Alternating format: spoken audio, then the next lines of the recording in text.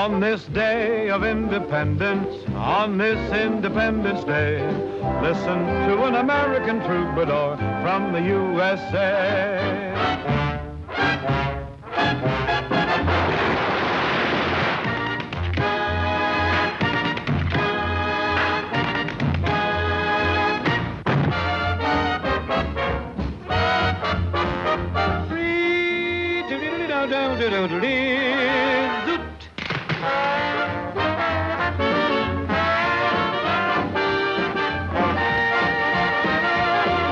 Holiday Inn. Never has there been such a show as this. From Easter to Christmas, from the 4th of July to Thanksgiving, there's a song for every holiday and a holiday for every song. I'm dreaming of a white Christmas. You'll be the grandest lady in the Easter parade. USA's united thanks to one whose name was Nancy Hanks. Abraham.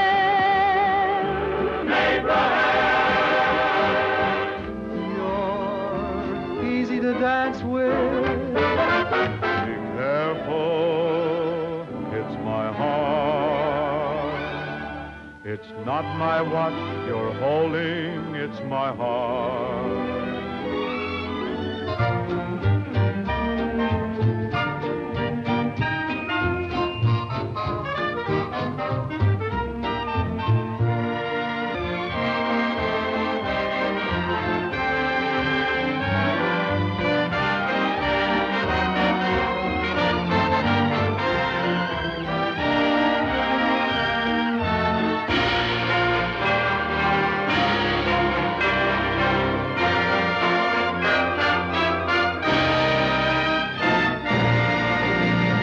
Hello, welcome to Movie Humpers. My name is Bob Sham. My name is Angela. And up top, I want to try to remember to say throughout this month that we're going to be making some changes to the show for our third year.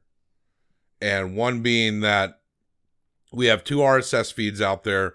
One comes from SoundCloud that has the old Documenteers episodes.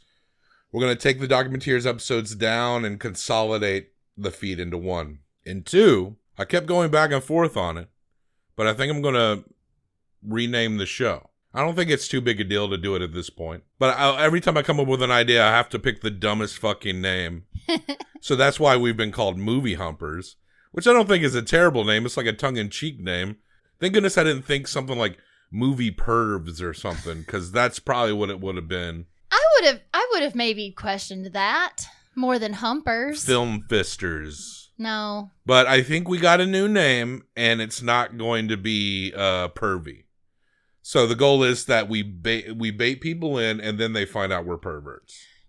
Absolutely. New name, new font. Yeah. No more the drip font, which is meant to be like either blood or paint. Cum. But it does kind of look like cum. It does kind of look like cum. We literally, in the house, call it the cum font. It is the cum font. Taco Bell uses it sometimes to sell nacho cheese.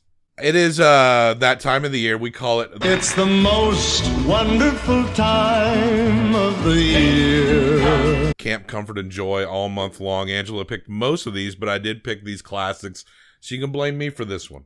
All right, I did pick the classics. And this one we're getting around to, finally, Holiday Inn from 1942, directed by Mark Sandrich, written by Claude Binion, Elmer Rice, and Irving Berlin, starring Bing Crosby, Fred Astaire, Marjorie Reynolds, Virginia Dale, cinematography by David Abel, music by Irving Berlin. It is a full-on Paramount Irving Berlin joint. It's the first movie to have the song White Christmas, and it predates the actual movie White Christmas. 10 years. By about 10 years, yes. And it's the same set is used. We think so. No, it is. I looked it up. Oh, really? Yes. So they used it for this movie, and then when they decided to make White Christmas, they pulled it out of storage. So the Vermont hotel is also the Connecticut hotel in Holiday They're inns. The yeah. inn. Yeah. What is the difference? An inn is cozier. A hotel is like one room. Inns, you're like, there's breakfast. And people talk to you a lot? It's sweeter. There's snow. You know, it's Christmas. Bing Crosby's there. There has to be snow. That's what ends are. Bing Crosby's there. We watched the black and white version, which I do prefer now that I've seen there's a color and a black and white. And I do prefer the black and white version. Just made a terrible face about the color. We hate color. We hate color. The best quality I could find for clipping the show was the color version. So with the clips I show will be in color, and it makes that one song routine pop particular. You know what I'm talking about. This is our first Fred Astaire movie, and he's evil. He's the villain here. He's not so much evil as he is totally selfish. He's a scumbag. He is a scumbag. He's not evil in that. Well, no, he does have schemes. No, he scams. He schemes. He's screwing over his friend. It seems like there's this element in old movies sometimes, especially when there's like a love triangle, where until you're walking down that fucking aisle and you say I do, free game. It's until you've literally said I do and the ring is on your finger. Walking down the aisle, they could still dance into your aisle. I think the Hays Code era often projects bullshit onto things but it doesn't seem to have a problem with Marjorie Reynolds' character or Virginia Dell's character essentially being hoes. But they never. It's all about marriage. There's an implication that they're not consummated. They're not gonna fuck until they're married. That's the implication, even though they don't say it. But we just project that. We don't know that. Dancing. They're Eskimo brothers. Dancing is like sex on the floor. It is when Fred is up there. It's sensual. Didn't really feel that much for him in this movie. He was fine. His but stuff I wasn't was the blown best. Away. His dancing shit was the best part of the movie. His dancing is good. Listen, I'm a Bing Crosby girl. So Bing Crosby's voice is like a warm sweater in front of a fire. So Bing's got the voice and Fred's got the legs, but you would pick Bing. I would pick Bing. Let me tell you. 100 times over. Let me tell you, Bing Crosby, he can beat my kids. You know what I'm saying? Stop it.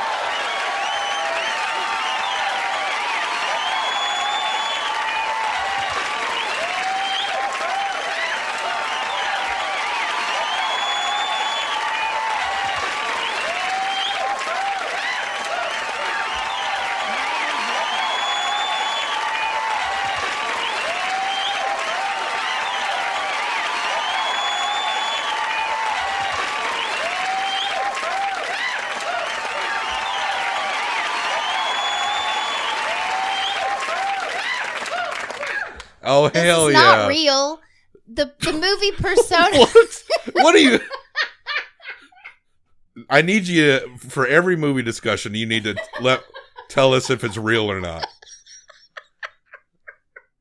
Every movie we got, you need to clarify if it's real. I love the movie version of Bing Crosby. Yes, we all do. I don't think anyone would actually like the non-movie version of Bing Crosby. I just don't want to think about that part. Because then I have to not like him. But he sings so good, I'd let him smack my kids around. No. Just to hear those dulcet tones soothe you? Listen, the lost puppy dog of Bing Crosby in these movies. It's in this and White Christmas too. He wants to be in love so badly, and he's so sad because no one loves him back ever. And Fred Astaire is taking his girls. At the very beginning, Fred Astaire takes his girl. The thing is that Bing dances Bing sings and Fred dances. And the first musical number of this movie tells you the entire plot. Yeah. It's basically one guy can sing, but one guy can dance, and which one's going to steal her, and it's the dancer. He's going to go off and be a farmer with this girl, but she runs off with Fred Astaire. Because she wants to keep being a dancer. Yeah, because to Bing, for some reason, if he's going to settle down, he has to leave show business completely. It's crazy to me, though, because thinking about duos like this, you're together all the time. This is a trio that's together all the time. And one guy thinks he's in a monogamous relationship with this girl, and then she is sneaking around with the other one who is theoretically supposed to be his best friend. Yeah, he's the villain. Incredibly fucked up. Yeah. Now, she runs off, but he still goes to the farm in Connecticut, where he learns that, what do you know, being a farmer is really tough. And he wants to work a lot less. So he's got an idea, and it's not a shabby idea. No, it's a great idea. He's going to open up an inn. He's going to turn his farm into an inn. That is only open on holidays or around holidays. Every holiday they have a show. Because the idea is like there's about 15 holidays a year, and he only has to work 15 a year. Makes enough money that he can relax the rest of the time. He should maybe consider days of preparation for the events as work. I'm sure he does. Sewing all those curtains and making all those hearts and all those wigs. But he's got a lot of help, including, yes, we have a Mamie alert. Oh, Mamie!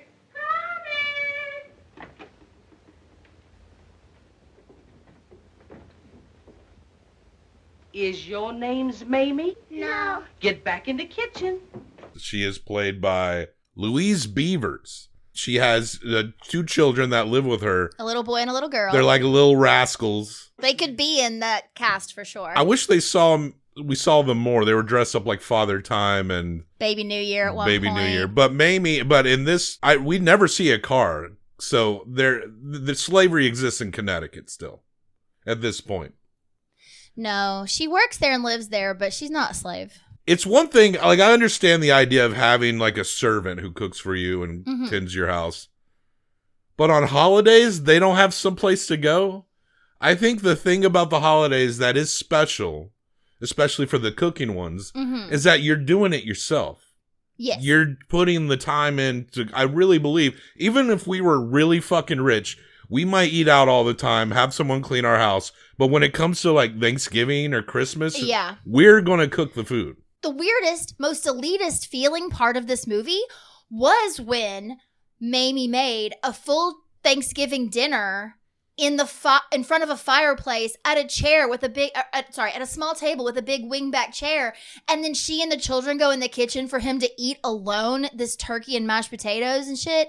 It was ridiculous. She mothers him, but also, invite them to eat with you. If you're wondering if Mamie is also wise, and she is, and she gives him stern advice, but there's a point at the end of the movie to stop being a cuckold for your buddy and go and get that girl. Yeah, stop pouting. But there's a part where she, like, gets real stern and... But you got to eat.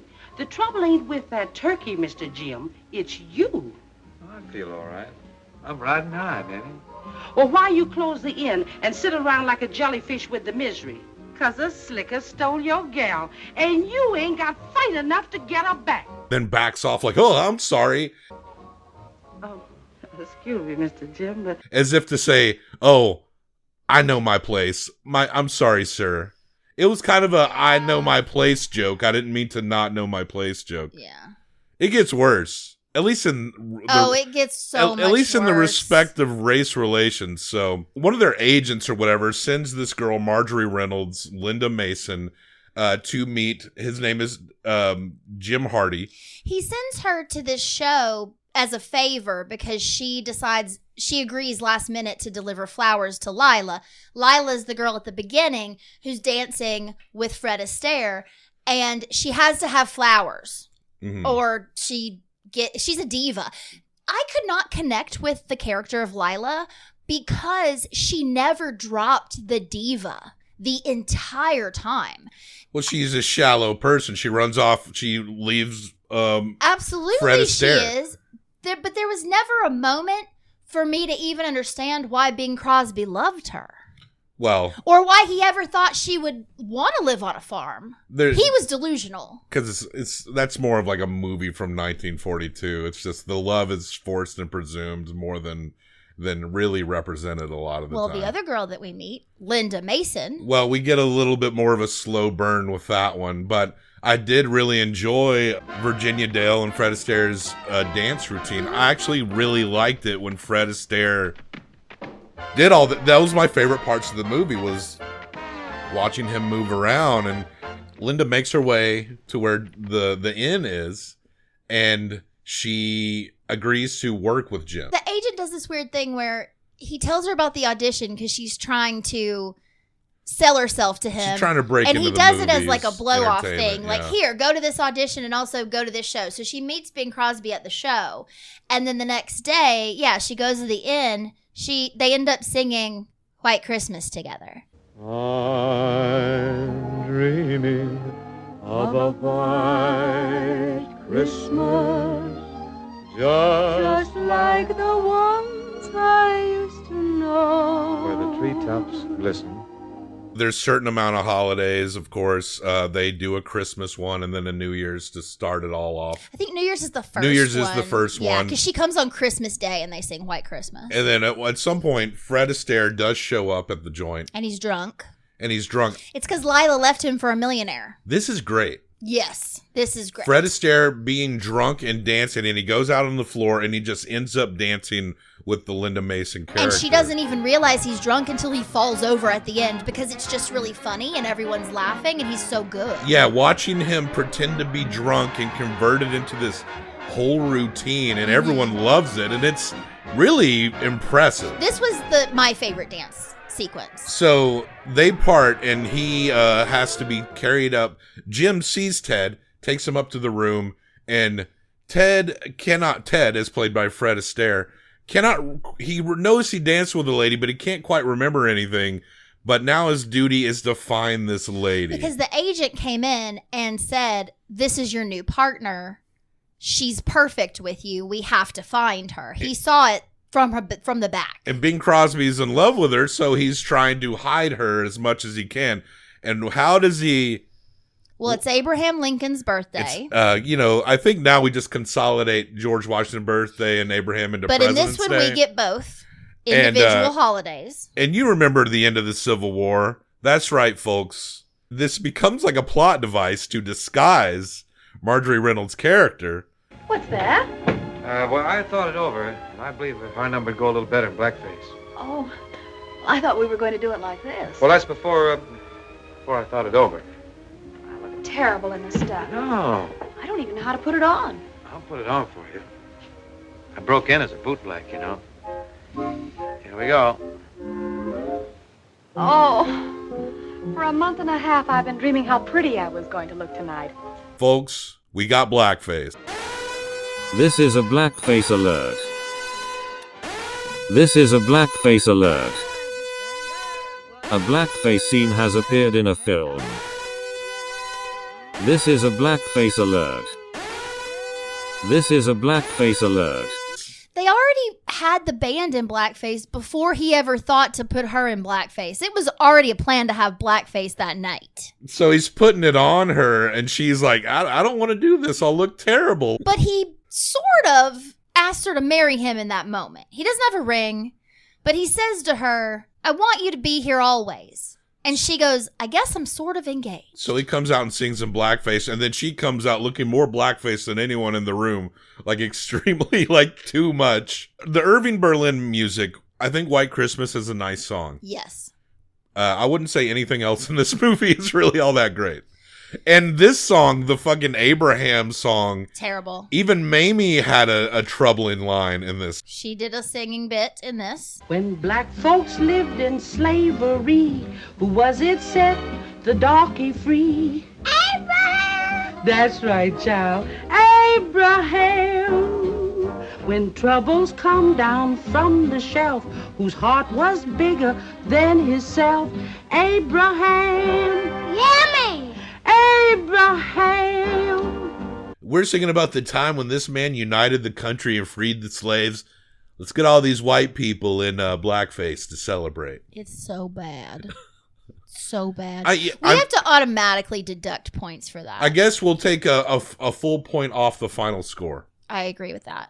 For the law of blackface.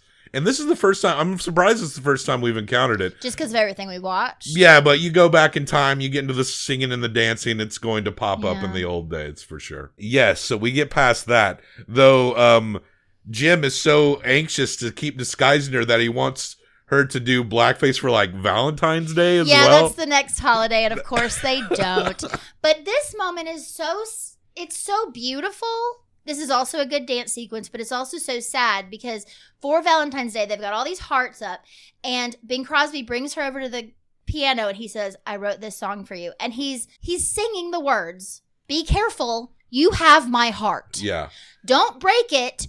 I've given you my heart. While he's singing, Fred Astaire shows up. Dancing backwards because she's grooving to this love song, and then Fred Astaire sees her and takes her in his arms. They start dancing, and they even break the set. They jumped through they literally broke his heart. Yeah. They broke it. In dance form. Before the show even happened. Listen. Ted says at the beginning that he falls in love with every girl he dances with. Any partner he's ever had, he has fallen in love with. So Bing Crosby knows immediately, I'm going to lose her. But he doesn't give her the benefit of the doubt to make her own decisions. Ever. In this movie. You can't trust her either. She seems so, like, flighty about it. No. Because she's responding to his romances as well. She's connecting with Fred romantically as well. No, she's not. She's dancing with Fred. She's not connecting with him romantically until later. Did you not see her goo-goo eyes as he's wiggling them legs? It's that, when we're dancing, they can't help it. They're dancing. That's what you do. You pretend like you're in love when you're dancing. But she tells him she doesn't want to go be his partner because she made a promise to work at the inn. She wants to be at the inn, and she's engaged, practically. So I guess we get to the 4th of July, and Fred Astaire does this routine where he's throwing, like, poppers or something. I'm not sure how do it. Yeah, it's 4th of July, he's got the poppers, and Bing Crosby's done this thing where he sent Linda off because these Hollywood men are coming that night, and he doesn't want them to steal her away. So he has our hapless cab driver. A delivery man. I want you to go down to the station, pick up a party, and start for Holiday Inn, but never get here. Could you handle that? Wouldn't be surprised. Hello? Long distance. Well, that's what I want you to do with Linda Mason. Miss Mason? Our friend? You're not supposed to understand it, Gus. For that kind of money, you ought to be able to go by way of Medicine Hat. It's actually pretty funny, but he decides he's supposed to distract her, take her off the path, so he drives into a pond. And then she gets back to the road. Don't know where he goes. She gets back to the road, and this car pulls up, and it's Lila. And Lila says, oh, I'm going to dance with Ted tonight. And so she says, listen, you're late for the show already. If you'd care to let me drive, I know a shortcut that'll get us there 15 minutes sooner. She drives into the lake. I loved that part. That's actually great comedic timing. And then she just jumped out of the car and was like, see ya. Yeah. Because she realized in that moment that not only had Bing Crosby, because he heard the plan that Ted and the agent had for this. They're going to steal her. Not only did he try to sabotage her so that she couldn't get there to dance, not ever thinking about the fact that he could be ruining her entire career and hurting her desperately, like he could be breaking her heart. He also called Lila and said, Lila, you better get over here because Ted wants you to dance with him in front of these movie producers and you're going to go to Hollywood. So she gets there and she's all dirty, but yes, this dance happens with the poppers. Yeah. But after that, she leaves Jim and runs off with, Jim's writing the music, but she runs off with Ted. Well, she does, but he also is he's very angry because what ends up happening is they do want the couple, but they also want the whole story. They want to make a movie about the inn. And so he agrees, okay, I'll write the music, but I'm not coming to Hollywood. I'm going to sit right here and do it. So he stays home. He writes the music. They go to Hollywood and start filming the movie. This is when Mamie says you need to stop being a cuck. Because this is the Thanksgiving. And he says, Mamie, I'm pouting. I'm pouting, Mamie. I'm too rich, Mamie. Well, he's not so rich. He's got a fucking maid that's cooking for him. I know, that's the part holidays. That's weird because he said he couldn't pay Linda because the inn wasn't making enough money. This is why I think they live there for room and board. Well, I think they made a deal. I think they made a deal. So he goes to Hollywood and poor Linda, Marjorie Reynolds, is really depressed. Linda looks really sad and they've got a bit where she's got to sing White Christmas. And then Bing appears on the set and starts singing. And then that reunites them. And they fall in love again. And they go back, celebrate Christmas. And then it's New Year's again. It's been a full year since they opened the Holiday Inn. And we get a finale with Fred Astaire, Bing Crosby, Marjorie Reynolds, and Virginia Dale all dancing together dancing us off to say goodbye. In that moment, it does feel very much like White Christmas because you're on that same set. You've got these two couples. It's hard to not compare, even though the story is completely different. Bing Crosby and the Inn are the only two things in common. Yeah, this White Christmas's story is a little better, and I really like. It is a lot better. And I really like the Danny Kaye, Vera Allen dance sequence, but I do really Danny Kaye or Fred Astaire? Fred Astaire. Danny Kaye. Danny Kaye all day. Fred Astaire is what's shooting this movie at least somewhere in the 3s for me. I do think watching him was very delightful and the most fun. It was delightful. More fun than the music itself, because the music itself is a little bland other than the actual hit White Christmas. This is 1942. The U.S. had been involved in World War II around a year at this point. And so you do have, there's at one point during the 4th of July thing where it is like a propaganda film. So it's very much keyed into the wartime era of the United States. But that's Holiday Inn from 1942, directed by Mark Sandrich. We're going to give it 1 through 5 each combined for best out of 10. I think I'm at a 3. I'm going to say a 4. Okay. I think there is a lot there, even though the music's not great, but you still know what's coming. It's music of its time. Irving Berlin, right? It's not like if I'm going to watch like a rat documentary, I can't be like, this music sucks. It's ruining the documentary, right? Yeah. But I'm going to give it a 4. You're a 3. Combined, that is a 7.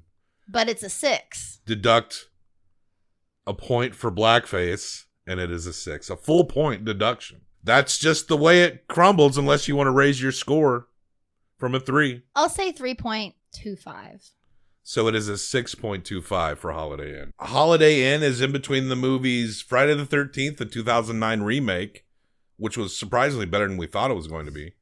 And It Lives Again, the Larry Cohen sequel to It's Alive. It's at least as good as those movies, if not better. And truly, it's only the law of blackface that reduces it. This is, in 1942, we would have said a 7.25. But the rules are the rules. Blackface will knock you a full, unironic blackface that isn't trying to make some greater message is gonna knock a point right off. So that's just how it is. So check the show notes for links to other places to find us, like and subscribe.